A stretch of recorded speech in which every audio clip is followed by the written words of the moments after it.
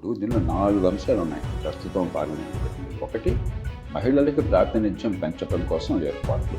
2, లోక్సభ సంఖ్యాబలాన్ని పెంచడం. 3, రాష్ట్రాలకి ఎంపీల వాటా ఎంతమందికి అన్నదానికి ఒక నిర్ణయం చేయడం. ఇంతకుముందు చెప్పాను కదా, రాష్ట్రాలకి జనాభా ప్రకారం 71 నుంచి ఆగిపోయింది. ఇప్పుడు ఏం చేయాలి?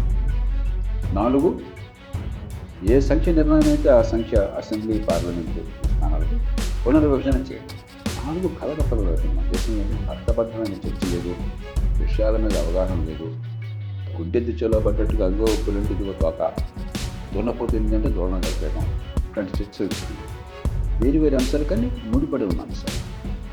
మహిళల రిజర్వేషన్ కోసం ఇప్పటికే రాజ్యాంగాన్ని మార్చాం.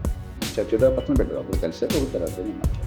కానీ అది అమలు కావాలంటే 2023 సంవత్సరం తర్వాత, అంటే రాజ్యాంగ సవరణ అమలు చేసిన తర్వాత వచ్చినటువంటి జనాభా లెక్కలకు అనుగుణంగా నియోజకవర్గాల పునర్విభజన చేసి అప్పుడు మహిళల రిజర్వేషన్ అమలు చేయాలని రాజ్యాంగంలో రాశారు. ఎందుకేమిటో అందరూ కలిసి చేశారు. 2026 తర్వాత రాజ్యాంగం ప్రకారం జనాభా లెక్కలను తీసుకుని దాని ప్రకారం నియోజకవర్గాల సంఖ్య నిర్ణయించి పునర్విభజన చేయాలంటే 27 కానీ రిపోర్ట్ రాదు సెన్సస్. ఆ రిపోర్ట్ వచ్చిన తర్వాత పునర్విభజనకి సమయం పడుతుంది. ఒక రోజులో గంట జరిగేది కాదు. కూర్చుని ఆఫీస్లో మ్యాప్లో చేసేస్తారు. వాళ్ళంత కసరత్తు చేయాలి. ప్రతి నియోజకవర్గంలో పబ్లిక్ హీరింగ్స్ ప్రజల ముందు పెట్టాలి. ఇలా ప్రతిపాదిస్తున్నాం, ఈ సమాచారం, మీ అభిప్రాయాలు ఉన్నాయని స్వీకరించాలి, దాని మీద అబ్జెక్షన్స్ ఏమన్నా ఉంటే సూచనలు ఉంటే పరిగణన తీసుకోవాలి. చాలా గందరగోళం కొన్నిళ్ళు.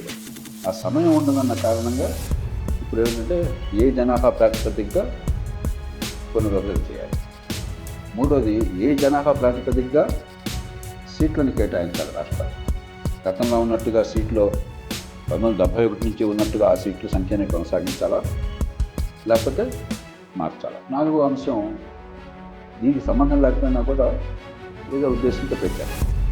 ఏమిటి? పార్లమెంట్ సంఖ్యను పెంచడం, సభ్యుల సంఖ్య. దానికి 2 కారణాలు ఉన్నాయి. కొంతమంది బాగుంటారు, కొంతమంది బాగోలేదంటారు. తప్పేస్తాం. మన రాజకీయం అంత ద్వేషం ఉందంటే 500 మందిని పోషించలేకపోతున్నా మళ్ళీ 300 మంది పెట్టుకు పోషించాలా వీళ్ళందరినీ, ఎందుకు ఇదంతా పార్లమెంట్లో చెప్పిన భావన చాలా మంది ఉంది. కానీ ప్రజాస్వామ్యంలో ఆ వాదన ఉన్నాక మీరు ప్రజాస్వామ్యం అన్న తర్వాత రాజకీయంలో ఉండడానికి ఇష్టం లేదు కాబట్టి అసలు అక్కడ ప్రతినిధులు ఉండకూడదంటే ఎట్లాగా? రాజకీయాన్ని మార్చుకోవాలి, కానీ ప్రతినిధులు తెలుసుకుంటే అవసరంగా బరువుని మొదలు పంటం అది కోపంతో నిష్పత్తి వచ్చే వాదన, కానీ ఆ వాదనలో వెనకాల పడతాం. ఎందుకని అదనంగా సభ్యుల సంఖ్య కావాలని ప్రస్తావన వచ్చిందంటే, ఒకప్పుడేమో జనాభా 1951 నుంచి ఈ సంఖ్య సుమారుగా అర్థం. జనాభా ఇప్పుడప్పుడు 3.5 కొన్ని నియోజకవర్గాలు, లోక్సభ నియోజకవర్గాల్లో 50 లక్షల జనాభా దాటినారు. మన మల్కాజిగిరిలో 50 లక్షలు దాటారు. ప్రపంచంలో 90 దేశాలు మల్కాజిగిరి లోక్సభ నియోజకవర్గం కంటే చెల్లదు దేశం. కాబట్టి మరి ఇంతమందికి ప్రాతినిధ్యం కష్టం, కాస్త కుదించాలి అంటే సంఖ్య పెంచాలి ఒక వాదన. ఇంకొకటి వాదన ఎవరు చేయలేదు, పార్లమెంట్ కూడా చేయాలని నేను చెప్తున్నాను. మనకి పంచాయతీల్లో, మున్సిపాలిటీల్లో మహిళల రిజర్వేషన్ ఉంది. కానీ చాలా సందర్భాలు ఏమవుతుంది, మహిళలకి సామర్థ్యం ఉన్నా కూడా మగ మహారాజులు పెత్తనం వదలడానికి ఇష్టపడక వాళ్ళ కుటుంబంలో ఉన్నటువంటి మహిళలనే ముందు పెట్టి రిజర్వేషన్ ఉన్నప్పుడు వాళ్ళని గెలిపించి పేరుకు వాళ్ళు పెత్తనం మగవాళ్ళు.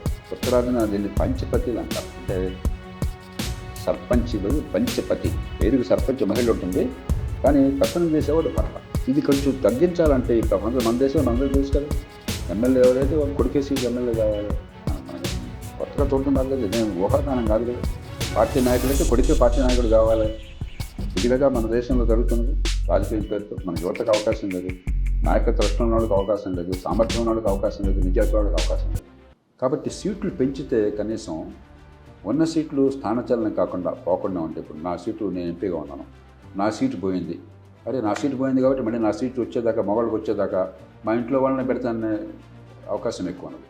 వీళ్ళ సీటు పోలేదు, నియోజకవర్గాల సంఖ్య పెరిగింది, అదనంగా సీట్లు వస్తున్నాయంటే మహిళల నాయకత్వం ఈ ప్రాక్సీలు లేకుండా, కుటుంబం నుంచి వచ్చిన వాళ్ళే, కుటుంబం చాటును వచ్చిన వాళ్ళే కాకుండా నిజంగా నాయకత్వం మహిళల నాయకత్వం పెరిగే అవకాశం ఉంది. కాబట్టి పెంచాలనే ప్రతిపాదన తప్పేం కాదు, చేసుకోవచ్చు, చేసుకోకపోవచ్చు, మన ఇష్టం.